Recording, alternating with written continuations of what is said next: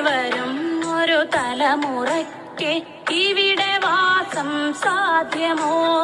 ഇനി വരും ഒരു തലമുറയ്ക്ക് ഇവിടെ വാസം സാധ്യമോ?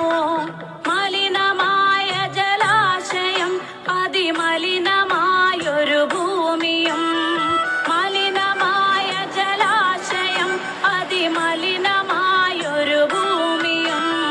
ഇനി വരും ഒരു തലമുറയ്ക്ക് ഇവിടെ വാസം സാധ്യമോ? ഇവിടെ വാസം സാധ്യമോ?